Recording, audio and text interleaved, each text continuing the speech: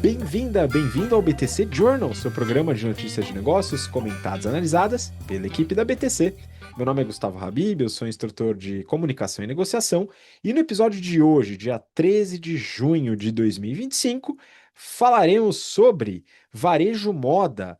A H&M pode fechar a capital e também a gente vai falar sobre o ciclo de expansão da Renner. Em estratégia, vamos falar sobre a estratégia da Ambev e o mercado de cervejas.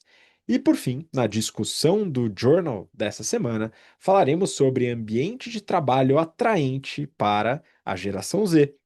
E para me ajudar nessas análises, colocar a opinião, colocar um pouco da sua experiência, trouxe aqui nosso instrutor de negociação e estratégia, Yuri Salomone. Yuri, bem-vindo de volta.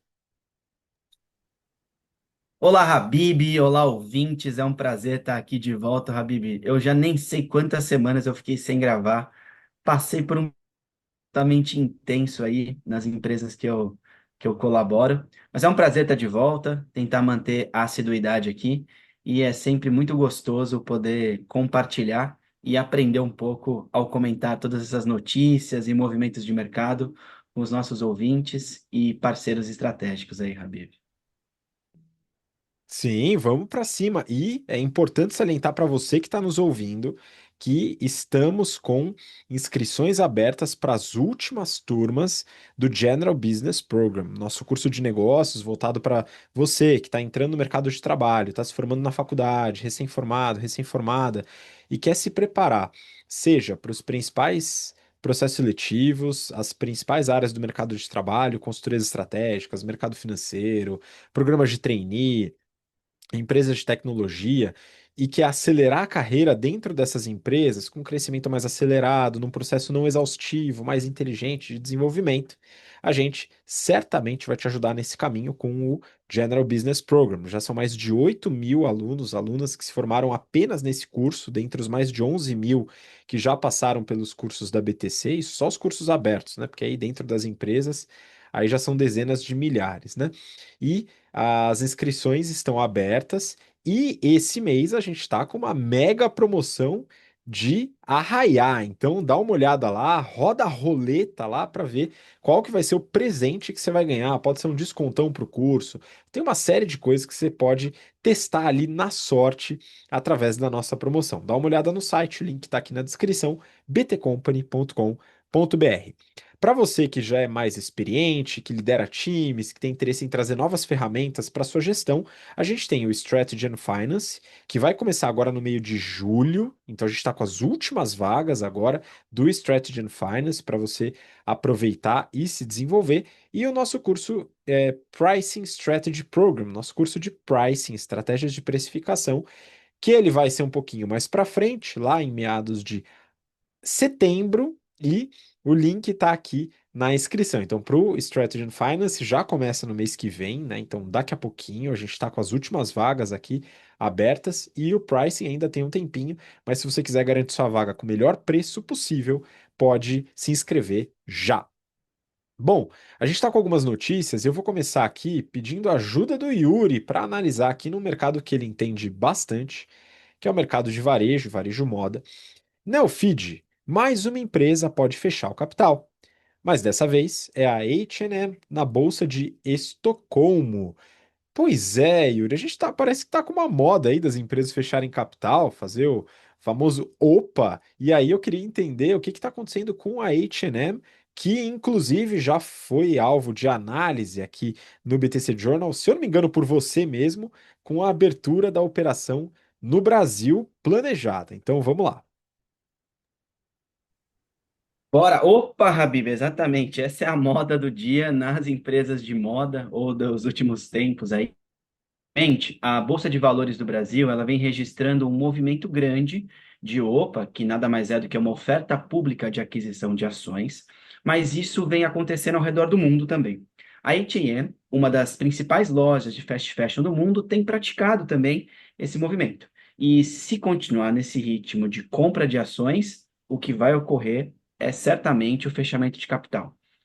Esse movimento, ele ocorre desde a empresa tem praticado compras de ações por meio da holding Hansbury Invest e já investiu mais de 6,6 bilhões de dólares e hoje detém aí mais de 2/3 do capital social da empresa, 85% dos direitos de votos. Com isso, esses rumores, né, de fechamento de capital, que não é público, não é falado abertamente, apenas aumentam. Ao atingir 90% do capital social, a família da H&M poderá pedir a da Bolsa de Valores de Estocolmo. Então, o movimento aí acontece há cerca de 9 anos. Mas vamos lá, o que aconteceu nos últimos anos? Eu vou fazer um recorte aqui, basicamente da última década, tá? Para vermos o impacto e principalmente a estratégia competitiva das empresas. Então, pensando na última década, tivemos aí, vamos analisar a estratégia competitiva, a análise de Porter, né? A gente ensina isso nos nossos cursos do GBP. Essa semana, inclusive, a gente está no meio do curso de estratégia do curso do GBP, então um abraço aí a todos os alunos que estão acompanhando isso. Escutar o BTC Journal, o BTC News, é um pouco disso. Na prática, vocês veem como as empresas praticam, executam o que a gente ensina ali, bastante em teoria e também com prática na aula. Então, o primeiro ponto aqui para H&M, novos entrantes. A Shein, ou as empresas asiáticas chegando com fast fashion no Brasil, são novos entrantes que competem no mercado bastante competitivo que é o fast fashion. A concorrência, então, as empresas que já existiam antes, como a Inditex, que é controladora da Zara, nessa última década ela cresceu cerca de 60%, enquanto a H&M decresceu cerca de 60% nesse mesmo período. Terceiro ponto, a H&M apresenta uma baixa demanda dos seus produtos, ou seja, houve pouca inovação, ou não fizeram produtos adequados, um portfólio, uma escolha adequada no design. Então, aqui, análise de portfólio, a gente ensina também. Então, o que que é um cash call, o que que é um question mark, o que que é ou até um abacaxi, né, ou pets, como é dito hoje, os famosos dogs. Então, quando a gente coloca essa análise de portfólio, provavelmente a H&M está com produtos que não têm aderência ao seu público, não houve evolução no design da roupa. Quarto ponto, último e não menos importante, taxas de importação dos Estados Unidos, o que torna a empresa menos competitiva em preço, porque tem mais taxa, espreme a margem, se torna menos competitiva. Como é que está a elasticidade? Como é que está o posicionamento da marca? Bom, tudo isso junto e misturado impactam o resultado e tomada de decisão da família, do conselho e dos investidores. O lucro líquido, ano versus ano, caiu 53% na H&M. E para reconquistar os clientes, para mostrar a marca melhor e se posicionar novamente, eles têm investido em marketing. Que parte do marketing? Entrar em novas praças. Então, pensando nos P's do marketing. Preço, praça, produto e promoção. Aqui, especificamente praça, eles planejam inaugurar 80 lojas em países emergentes. Dentre eles, o Brasil. Tem a expectativa aqui que a gente já analisou de, no segundo semestre de 2025, a loja abrir no Shopping Iguatemi.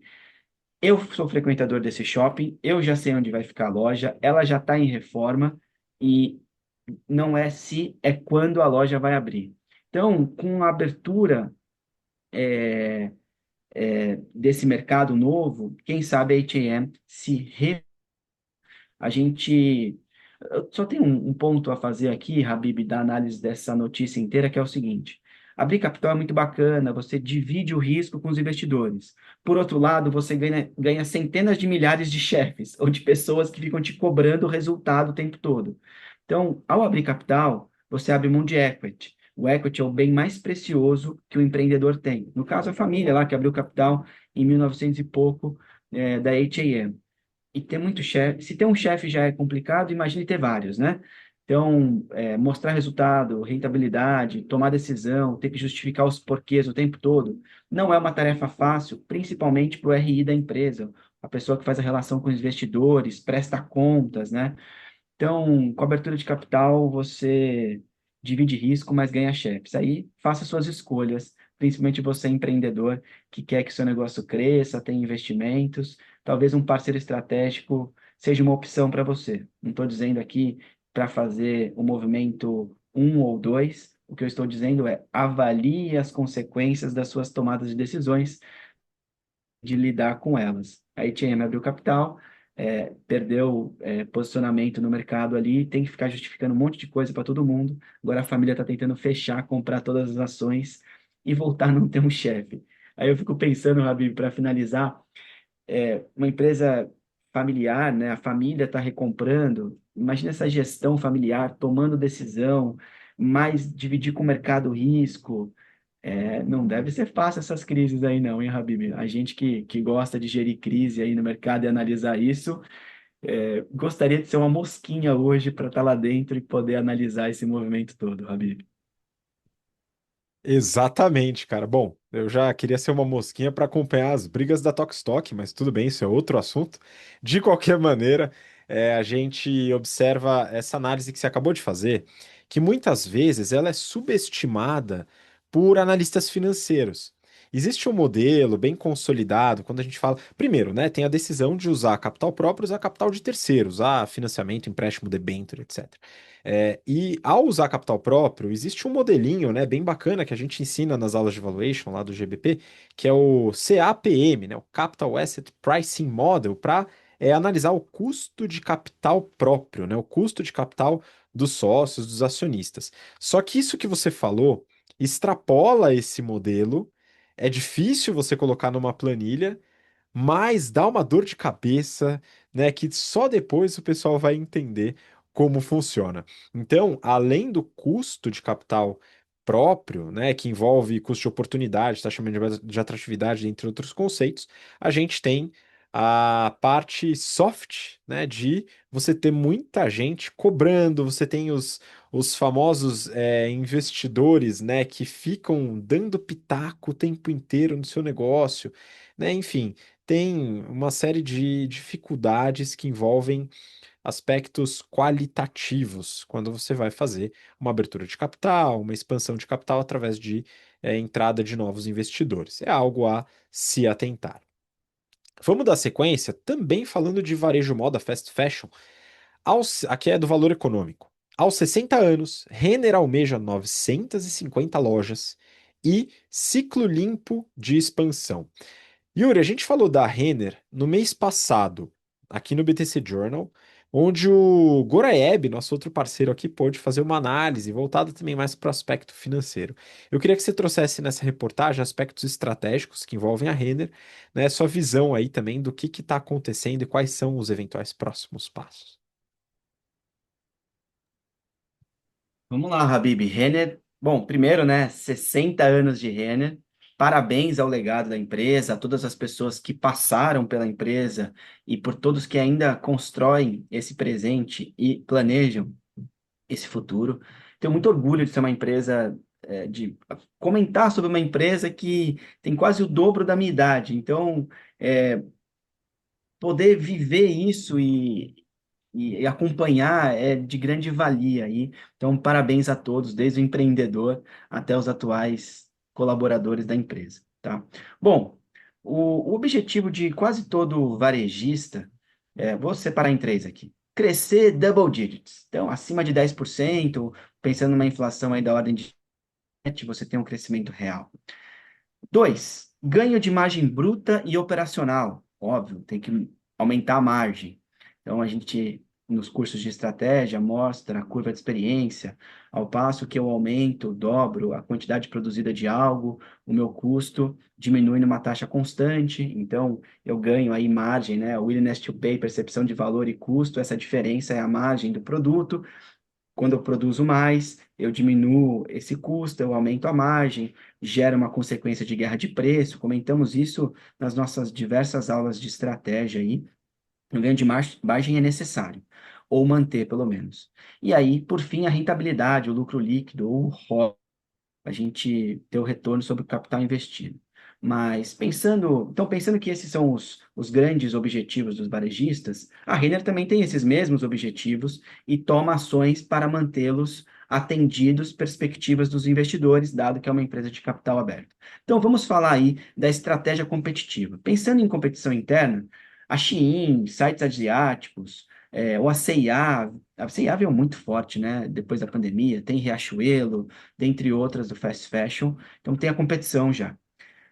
O segundo ponto, pensando em vantagem competitiva aqui, em estratégia competitiva, é que essas empresas de varejo, elas foram por um caminho que boa parte da rentabilidade do negócio, ou uma das linhas grandes de receita da empresa, são a linha de crédito, é a linha de crédito. E com o avanço das fintechs de crédito, perdeu o mercado. Então, competição no mercado de crédito, que é um grande item que compõe o P&L dessas empresas. E por fim, para mim, um item aqui que movimenta bastante é a tal da mexida nas condições climáticas. Que é isso, né? Num passado não muito longe, a gente tinha os períodos muito claros. Pensando em Brasil aqui, eu tenho verão, com calor, eu tenho inverno frio, eu tenho primavera, com as suas características de estação do ano e até o outono. Então, quatro estações muito claras, né? Muito definidas. Com o aquecimento global, com as mexidas nesse mercado, o que está acontecendo é, vivemos um momento em que as estações não estão absolutamente respeitadas. Então, eu tenho um janeiro que deveria fazer um calor extremo no Brasil, faz dias de frio. Um julho que era para fazer frio e acaba tendo temperaturas, uma média de temperatura mais elevada. O março fechando o verão. Então, um período de chuva muito intenso, onde teve período de seca e não choveu.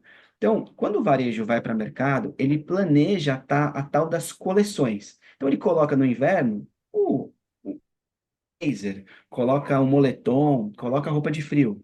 No verão, as roupas mais leves, a blusinha, a gente fala da brusinha no varejo, né? A brusinha branca, você põe ali o short, você põe o chinelo, algum item ali de moda para vender. Quando não há uma sazonalidade definida essas estações, o que acontece é que eu coloco roupa de frio e faz calor, eu não vendo. E aí eu não tenho roupa de calor suficiente para vender, dá ruptura na cadeia de fornecimento. Por outro lado, se eu tenho um calor, um momento de calor, verão, e eu coloco, e eu não tenho roupa de frio para vender, e faz uma semana de frio, o consumidor, o cliente, não vai conseguir comprar, não vai conseguir repor o seu guarda-roupa. E dado que é fast fashion, é a moda que surge ali na hora, o cliente compra essa roupa, né?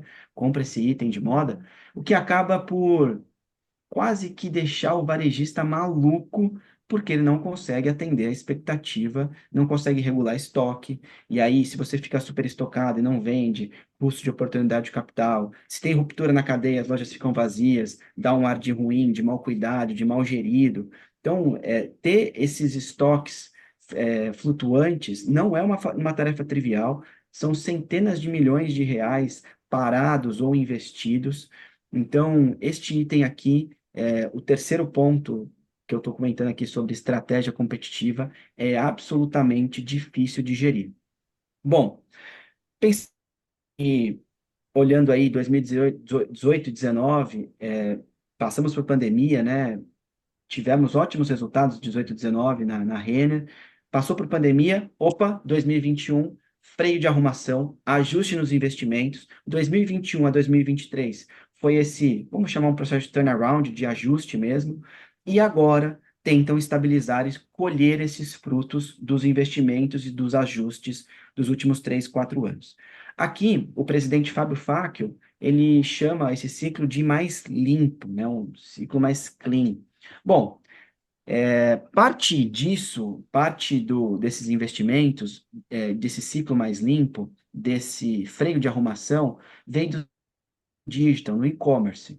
E quando investe, você sempre é pressionado pelo ROI, pelos seus investidores, querem um retorno sobre esse capital investido, né? É um item, um indexador, um número importante, um número de ajuste e de report que posiciona você no mercado. Ah, beleza, eu investi aqui X milhões, mas quanto que volta esse capital? Quando e quanto volta esse capital?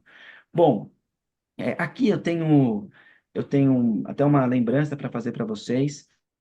Ali por meio de 2021, a Renner comprou a Uelo, a gente comentou aqui, vale recordação, olhar lá os últimos eu mesmo comentei, a Uelo era uma empresa e ainda é, né? Foi comprada, do Fernando Sartori, que é um investidor, é um empreendedor muito bom, e a Uelo foi comprada por mais de 100 milhões de reais para fazer a entrega do last mile. Então, tirar a loja, a roupa da loja e entregar na casa do cliente, aproveitando a força do e-commerce e o espaço físico do shopping como estoque. Então, na pandemia, a gente viveu isso, né? Então, as lojas fechadas, o shopping fechado, ele servia como um pulmão, um estoque, um centro de distribuição. A Uelo veio para completar e complementar essa operação da Renner. Foi super bem integrado, inclusive, parabéns à Renner pela compra e o Fernando pela venda. Um abraço aí, Fernando, boa sorte.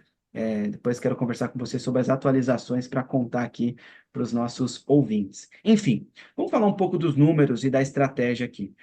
De janeiro a março desse ano, o lucro do varejo cresceu 8%, não cresceu double digits, como todo varejista quer. A margem EBITDA caiu meio ponto percentual, é, é bastante, mas, de novo, o varejista quer crescer double digits, quer aumentar a margem. Aqui, a Renner não cresceu double digits, não aumentou a margem EBITDA, a margem operacional. E, por fim, estratégia de marketing, estratégia de internacionalização. Então, a Renner quer ir para a Argentina, para o Uruguai, pensando nos 4 P's do marketing, análogo ao H&M, preço, praça, produto e promoção. Novas praças também está no plano de ação da Renner. Vejam, o movimento tanto de empresa multinacional, da Renner, uma empresa nacional que está internacionalizando, são quase que os mesmos. Então, o mundo está globalizado, temos que olhar ao nosso redor de maneira holística e ver o que estão fazendo para copiar o que é bom e não errar no que já erraram. Bom, claro que qualquer expansão depende também de condições macroeconômicas e políticas mundiais.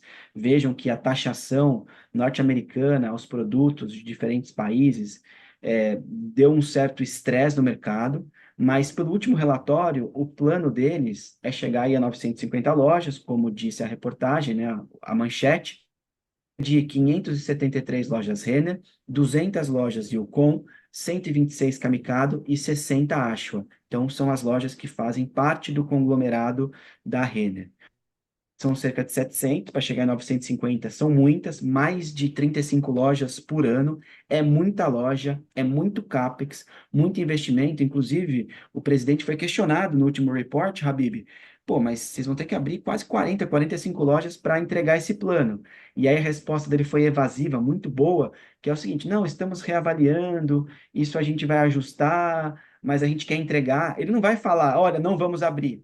Porque se ele fala que não vai abrir as 950, a ação vai da expectativa à realidade. A expectativa altíssima, a realidade lá embaixo, e aí ele perde força de mercado. Então, dizer que eles estão trabalhando para entregar esse resultado ajuda no posicionamento estratégico da empresa perante os investidores.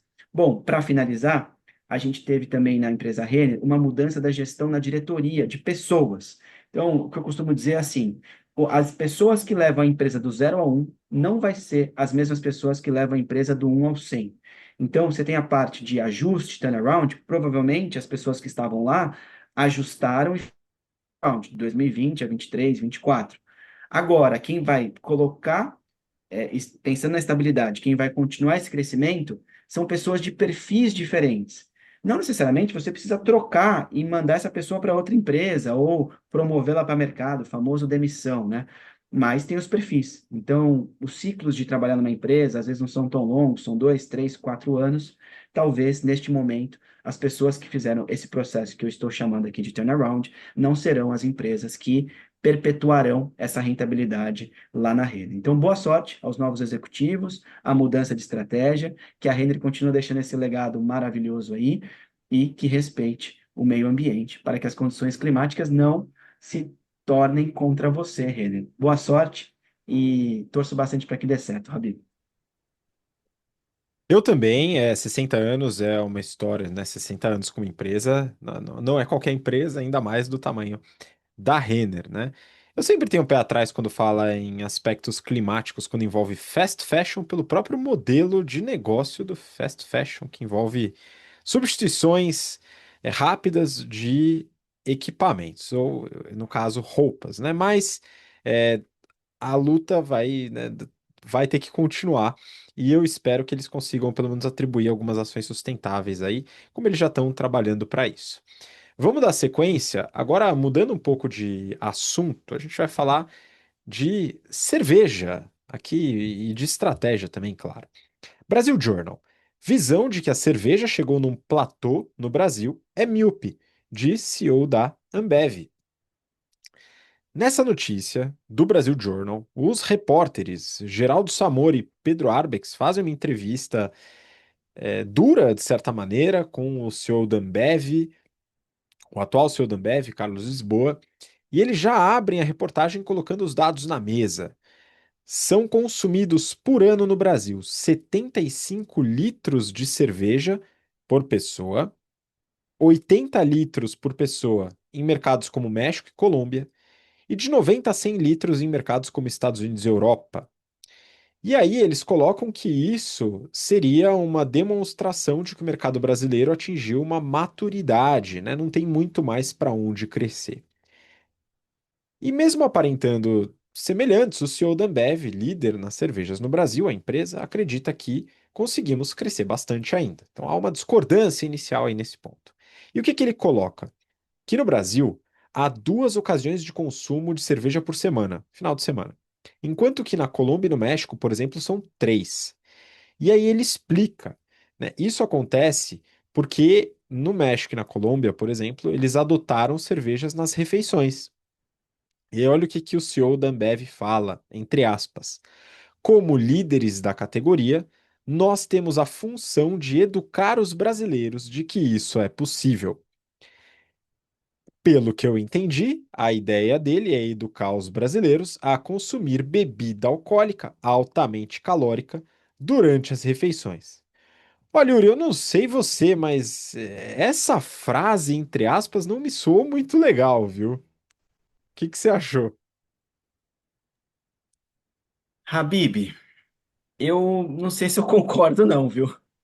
Pensando aqui na geração mais nova, que tende a consumir mais esse álcool aí, pelo que a gente tem comentado e pelos movimentos de mercado, a gente sabe que a bebida proteica tem causado mais credibilidade e mais vontade das gerações do que a bebida alcoólica. Afinal, a geração Z agora é a que menos bebe álcool, né? Pensando nas duas ou três últimas gerações.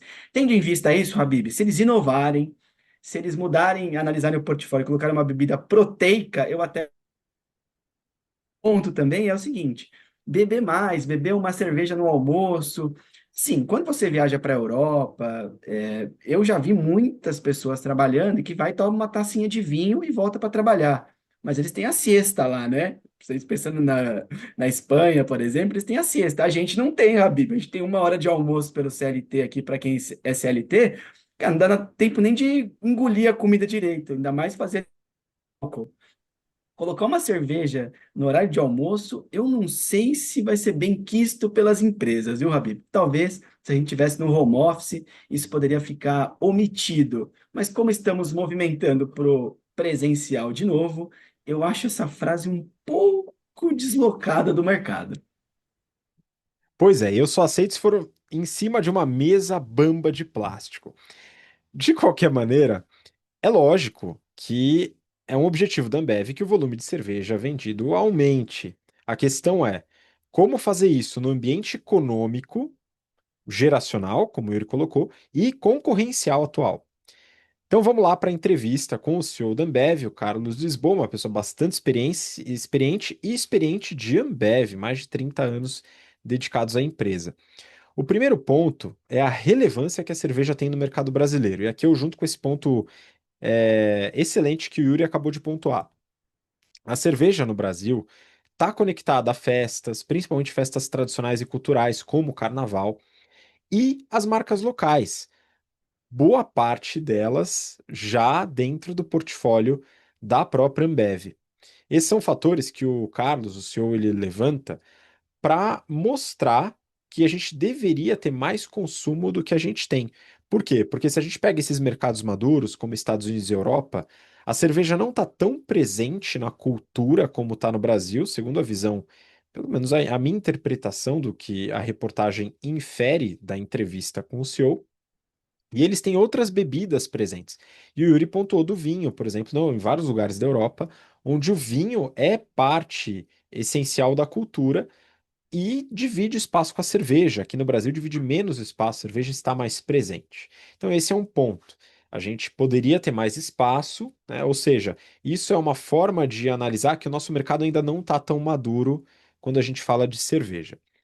Aí ele fala sobre a cerveja sem álcool. E aqui eu acho legal. Segundo o CEO, a cerveja zero cresceu 40% no primeiro trimestre de 25 e representa hoje 1% da indústria no Brasil.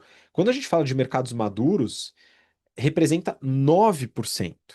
Aí eu acho um pouco mais razoável tentar trazer o hábito da cerveja zero para as refeições e talvez esse seja um dos hábitos nos mercados maduros ou no mercado como México e Colômbia que ele colocou como exemplo. Aí, depois disso, eles vão falar um pouquinho sobre finanças. E os repórteres, eles provocam sobre a margem EBITDA. Eles colocam que a margem EBITDA da Ambev era próxima de 55% nos idos de 2012 e 2013, e que hoje está num patamar próximo de 30%. A gente vai dar uma olhada nos resultados do primeiro tri já já. Ou seja, o que que justifica isso? Por que que a margem EBITDA caiu tanto? E aí o CEO coloca que isso se deve à mudança da estratégia de portfólio. A Ambev, ela seguiu numa estratégia de aquisição muito forte de englobar várias marcas, né? Trazer várias marcas para dentro do seu portfólio. Isso traz muita complexidade de gestão e um aumento de volume, né, que vai afetar a margem EBITDA. E agora, com o portfólio amadurecido, esse movimento já passado, dá para pensar em produtividade e aumento de margem. Olha, eu acho essa justificativa bastante razoável. Por quê? Porque realmente a Ambev ela trouxe mais complexidade para a operação através da aquisição de novas marcas e gestão dessas marcas dentro do seu portfólio. E o volume total ganho, o volume de, né, os hectolitros vendidos, enfim, a receita, tal, todo esse volume trouxe ganhos brutos de lucro, né, ganhos nominais, né? Então o lucro aumentou, apesar da margem ter caído.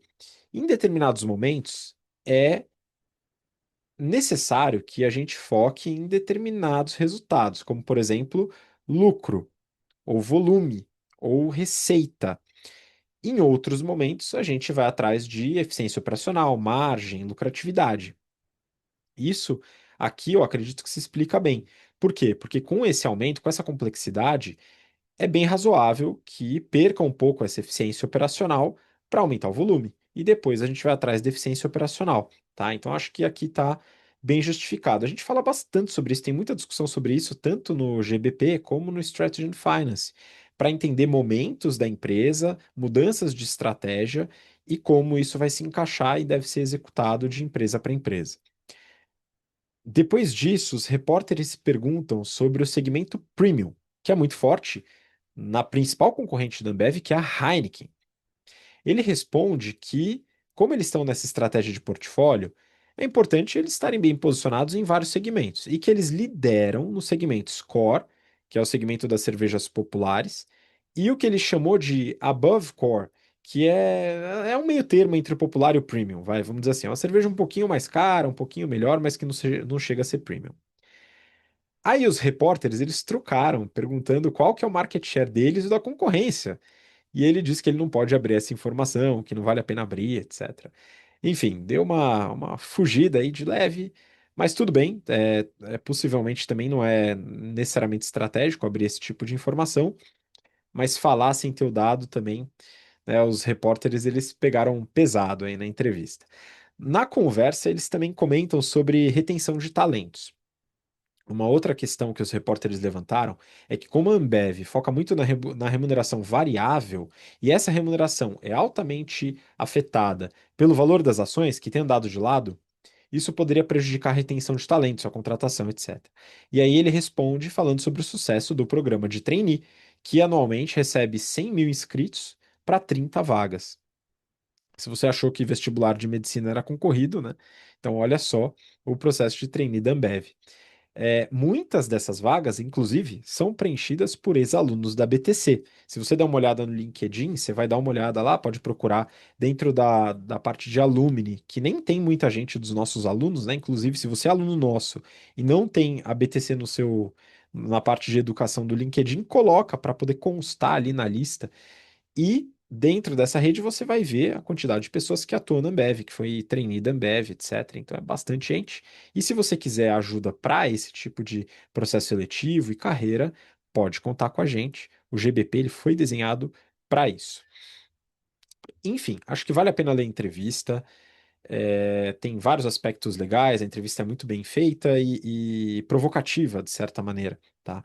E aí eu acho que ajuda a estimular o pensamento crítico e para terminar, vou compartilhar alguns resultados da Ambev, que é uma empresa absolutamente bem gerida, geradora de caixa, altamente lucrativa, né, com algumas contradições, né, como eles colocaram na entrevista, da questão da margem, lucratividade e tal, mas que fazem parte de um negócio bem estruturado. A receita que eles tiveram no primeiro TRI de 25 foi de 22,5 bi, com B de bola, de reais, um aumento de 11% em relação ao primeiro TRI de 24.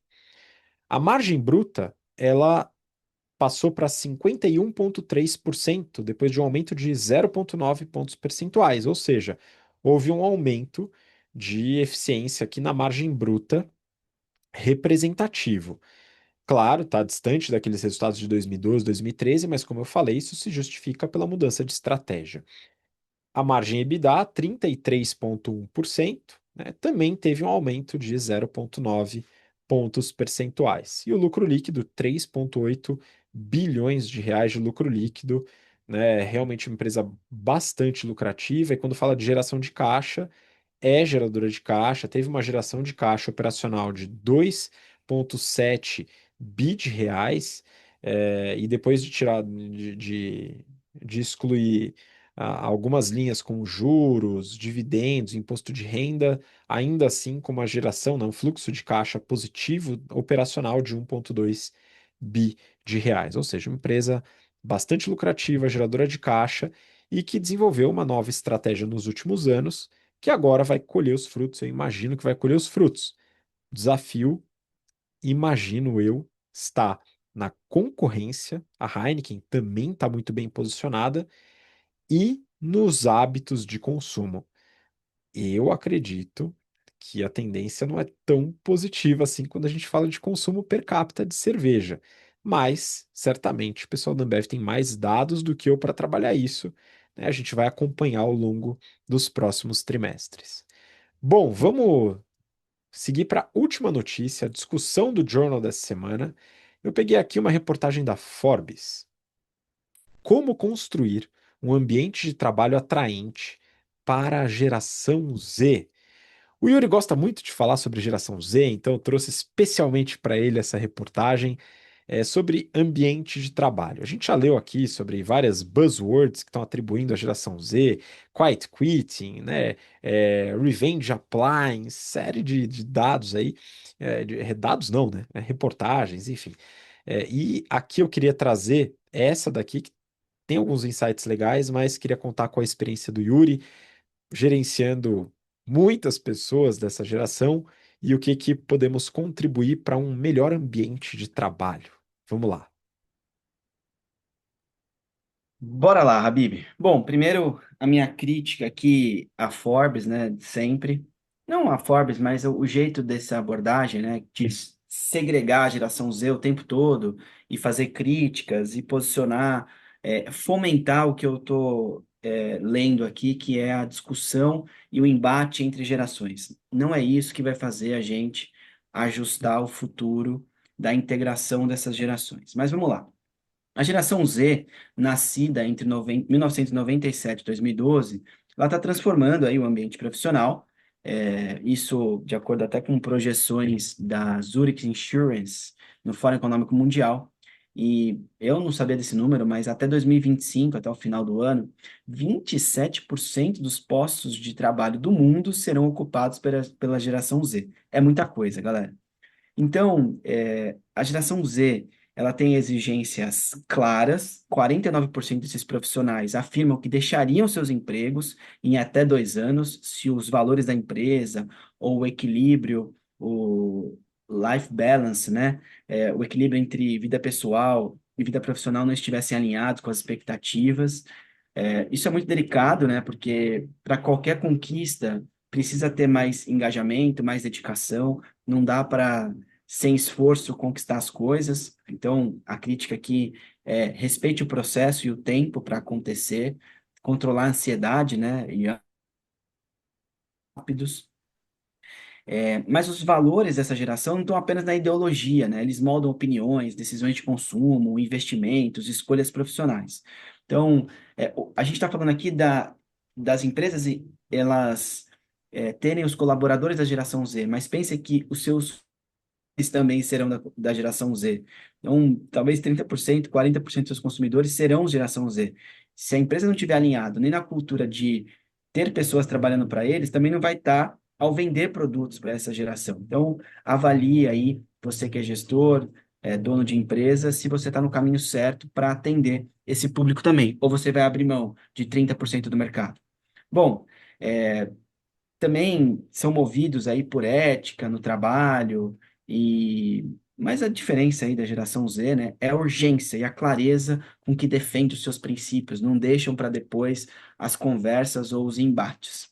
Bom, a geração Z ela tem fundamentais e diferente dos millennials que acreditam que os valores são fatores decisivos na hora de considerar uma vaga de emprego, só 60% dos millennials acreditavam nisso. 90% da geração Z acredita nisso, ou seja, que os fatores decisivos na hora de considerar uma vaga de emprego é, são decididos ali pela ética e pelo que eles querem.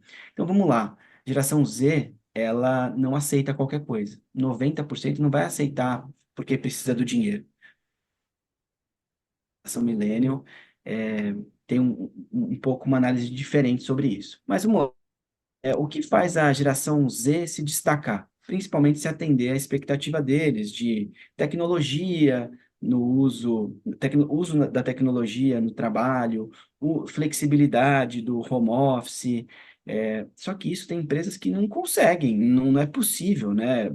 Uma operação na indústria, eu tenho a geração Z trabalhando remotamente, a não ser que eu automatize os processos ou tenha maquinário que atenda essa necessidade. E às vezes as empresas não têm esse capital neste momento para otimizar. Mas uma coisa interessante da geração Z e ambiente de trabalho é que se você não atende a expectativa da geração, eles se demitem por vingança. Então, vou deixar a empresa na mão mesmo. Não está nem aí. Isso é super perigoso para sua carreira. Se você é da geração Z e tem essa premissa aqui, reavalie essa tomada de decisão, porque o mundo é muito pequeno e você pode se expor negativamente. Bom, implementar valores da geração Z na empresa e se destacar da concorrência. Tem 3 sugestões aqui da Forbes. Uma, incorpore a tecnologia no mercado de trabalho, então, seja utilizando aí as ferramentas de redes sociais ou aparelhos mais modernos. O segundo, promover um ambiente de criatividade e engajar a geração Z. E aqui eu quero fazer um recorte. Criatividade é você escutar a geração Z e testar o que eles estão falando. Porque, às vezes, Habib, o que eu vejo é que a geração Z é tirada como boba. Ah, você não sabe o que você está falando. Ah, você nunca trabalhou. Ah, você não tem experiência. E, pasmem, essa semana eu vi uma notícia da CIMED, de marketing. Assim, vou julgar a pessoa pela aparência, mas eu acredito que a pessoa que fez o vídeo não tem 23, 24 anos, tá? E fez um vídeo inteligentíssimo, aproveitando o assunto mais falado da semana passada, retrasada, que foi o divórcio da Virgínia e do Felipe, e usou isso como ação de marketing da CIMED, e, Habib, deu mais de 1 milhão de views. O cara foi um gênio. E eu me coloquei no lugar do tomador de decisão da CIMED, eu falei, nossa, se uma pessoa do marketing fala que vai usar isso como plano de marketing, eu ia falar, você tá maluco. Então, eu também teria o preconceito sobre essa ideia. E o que eu sugiro para mim e para as pessoas que lideram todas as gerações é teste e veja o que dá. cuidado com a consequência desse teste, né? Que não ofenda ninguém, que não cause nenhum impacto ruim, mas lide com a consequência, ela pode ser muito boa. Então, parabéns a CIMED, inclusive, por esse plano, tá? Então, três ações aí ajudam a gente. Implementar um sistema de feedback. A geração Z é sedenta por feedback. Crie um programa de mentoria para liderar e mostrar como crescer corporativamente. Às vezes, essa geração ou qualquer geração não foi educada. E terceiro, celebre as vitórias. Dê parabéns, fale obrigado, entenda os fracassos e lide com eles e não torne um problema o problema da empresa inteira. Não torne a frase 1 milhão de acertos para um erro uma frase do seu dia a dia na empresa. Torne o erro como parte do aprendizado. E aí, também essa semana eu escutei um podcast da Cris Junqueira, né, dona do Nubank, e ela analisou uma frase na Vetex Day, Habib, absolutamente boa, que eu queria compartilhar aqui com os ouvintes. O seu passado é um professor e não um juiz. Então, aprenda com o seu passado e não torne o erro do passado ou acertos que sejam a, o melhor problema, o pior problema ou a melhor solução. Torne o passado um professor e não um juiz. Não julgue, lide com as consequências. Então, inclusive, também que isso daí mudou minha semana, me ajudou a lidar com algumas dificuldades que eu estava levando no trabalho ali. Então, celebrar esses fracassos, né? Celebrar os fracassos, celebrar mostrar que aquilo é um aprendizado. O celebrar o fracasso aqui não é comemorar que deu ruim. Cara, deu ruim, mas a gente pode corrigir. Ajusta e corrige ali direção e sentido e siga na direção estratégica que a empresa decidiu que vocês sigam. Então, essa é a notícia, no geral, com dois comentários aí no meio, um da CIMED e um da Cris Junqueira. Habib, a minha opinião sobre essa notícia. Primeiro, não faça recorte da geração. É o primeiro momento da vida que temos 5 gerações trabalhando juntas no mercado de trabalho. Cerca de 27%, 30% vai ser a geração Z até o final de 2025, então é a geração mais presente. Então, trabalhar em conjunto vai ser a solução. O que, como empreendedor, o que você está fazendo como líder ou como liderado para se destacar? A gente no GBP te ajuda com soft skills e com hard skills e te mostra como é que o mercado foi modelado até agora. Mas para ser disruptivo, para ter inovação, nós temos que respeitar quem tem novas ideias, ideias diferentes. Se você fizer tudo como você fez desde sempre, eu tenho uma certeza que vai dar errado. É isso, Habib. Esse é meu comentário do dia sobre geração Z. Excelente. Vamos lá. A notícia tem esses pontos, você ressaltou bastante, criatividade, a gente fala sobre é, ferramentas de tecnologia, mas eu queria passar só uma pequena experiência pessoal que eu tive recentemente para ilustrar um ponto aqui. Meu filho começou agora, né, a questionar algumas coisas, usando muito porquê. Ele aprendeu a falar porquê e agora ele usa isso com bastante frequência. Ah, precisa fechar a janela porque tá frio. Por quê? Ah, porque senão entra o vento gelado. Por quê? Enfim, não acaba. E eu me coloquei um desafio de nunca responder por que sim ou por que não. E, Yuri, você deve ter passado por isso também, enfim, ou deve estar passando também nesse momento. Cara, é difícil, é muito difícil você não chegar no ponto de falar por que sim ou por que não. E eu tô trazendo essa história por quê? E por quê, né? É o seguinte, as gerações anteriores, até a nossa geração, foi muito acostumada a obedecer sem questionar no mercado de trabalho. Isso foi mudando bastante, foi mudando. E não é só a geração Z, igual você falou, não precisa fazer recorte, né? Isso foi mudando aos poucos. E eu e muita gente da minha geração também não queria mais ficar aceitando as coisas só por aceitar. E, para quem é mais jovem, isso é mais importante ainda. E quanto mais você tenta fazer com que a pessoa simplesmente aceite determinadas decisões sem explicar por que que essas decisões foram tomadas, isso acaba desestimulando, sim, a manutenção da empresa. Porque as pessoas querem saber por que determinada decisão foi tomada. Um exemplo claro aqui é a política de presença no escritório. Então, falar sobre modelo híbrido, modelo presencial, modelo virtual é razoável que os gestores saibam explicar por que determinada decisão foi tomada. Foi decidido que o melhor modelo para a nossa empresa é 3 vezes por semana presencial, 2 vezes virtual. Por quê? Essa resposta tem que ser dada. Se essa resposta não for dada, você está correndo um alto risco de não conseguir gerar um ambiente atraente para essa geração e para várias outras pessoas de outras gerações também. Então, qual que custa compartilhar o racional de uma determinada decisão? Mas foi uma decisão arbitrária. Pô, aí temos outro problema, né? Que esse tipo de decisão de gestão está sendo feita de forma arbitrária, né? Então, a gente tem que lidar com essa situação. Agora, explicar por quê, justificar, né? E diferente do meu filho, que hoje tem 2 anos de idade, né? Uma pessoa da geração Z já consegue entender uma justificativa. Então, dá para justificar sem problema nenhum, explicar por quê.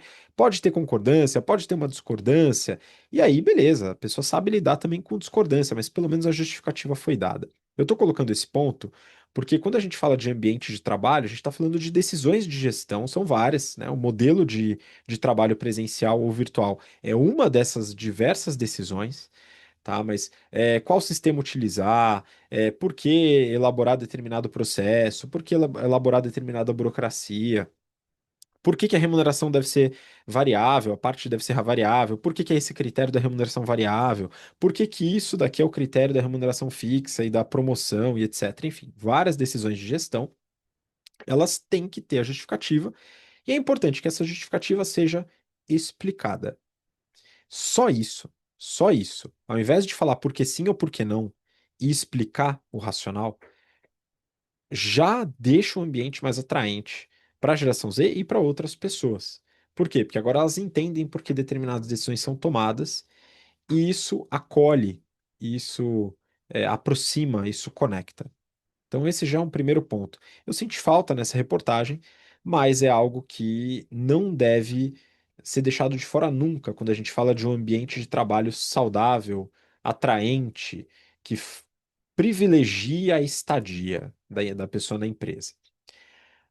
Um outro ponto, né? Isso daqui está muito relacionado à parte da criatividade, que o Yuri chegou a falar. Tem a parte do programa de mentoria, tem a parte de feedbacks, tudo isso está relacionado, tá?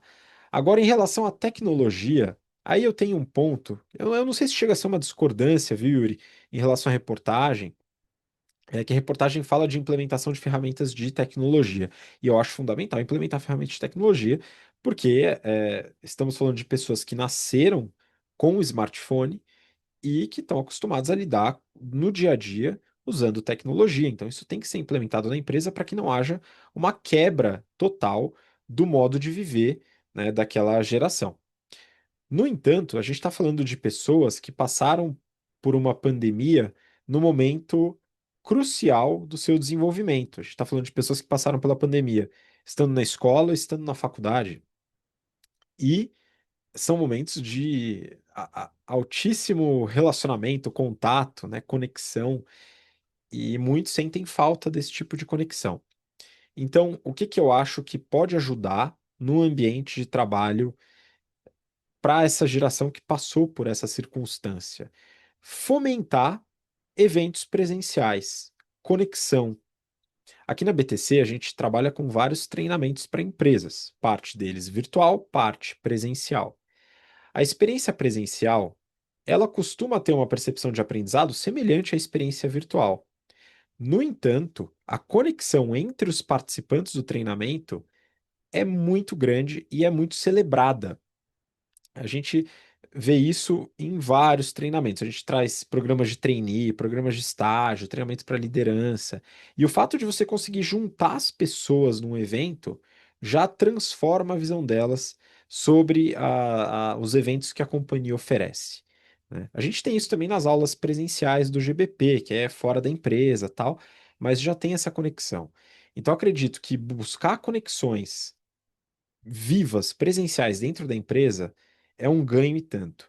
Aqui pode ser através de treinamentos, pode ser através de mentorias, pode ser através de almoços, pode ser através de happy hours, pode ser através de várias coisas que o nosso querido Yuri aqui consolida num conceito criado e patenteado por ele. Qual que é o conceito, Yuri? Habib, eu costumo dizer que esse momento é o conceito de horas bar, e não necessariamente para beber bebida alcoólica e nenhuma apologia a drogas aqui. Horas bar são estes encontros, esses momentos, que pode ser inclusive um café da manhã, Habib. Como marcamos para daqui 2 semanas, inclusive, né? Mas é, a gente está falando aqui de privilegiar o relacionamento, o contato. Isso aqui, ele se mostra, veja algumas pesquisas preliminares, né, como contribuindo para a redução de turnover, mas ainda precisa de muito mais pesquisa. De qualquer maneira, né, a percepção empírica das pessoas que participam disso é muito boa. Até palestra de autoajuda, né, até palestras motivacionais, elas podem contribuir para isso. Então, são várias as ações para poder privilegiar o contato. Não esquecendo das ferramentas, né? Quando a gente fala desse tipo de contato, é para fortalecer a relação entre os colegas e não para resolver um problema ou para lidar com uma determinada situação na corporação que poderia ser feita através de tecnologia, são coisas diferentes. Então, eram esses pontos que eu queria complementar aqui o Yuri. Gostei muito das ponderações que você trouxe e vou passar a bola para você. Se quiser mandar um abraço para a turma, se quiser complementar também, fica à vontade. Boa, Habib. Não, acredito que não tenha nenhum complemento a ser realizado aqui. Queria agradecer a todos os ouvintes que ficaram com a gente até aqui, agradecer o nosso retorno e que a gente consiga gravar aí semanalmente, que não tá fácil.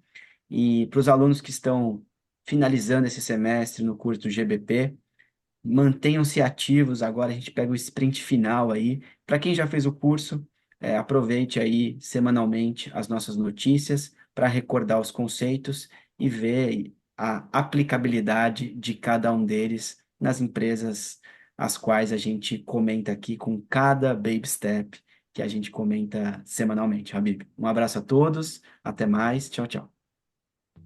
Muito obrigado, Yuri, e obrigado você que nos acompanha até agora, pelo seu interesse, sua paciência, e nos vemos no próximo episódio do BTC Journal. Um grande abraço, até lá.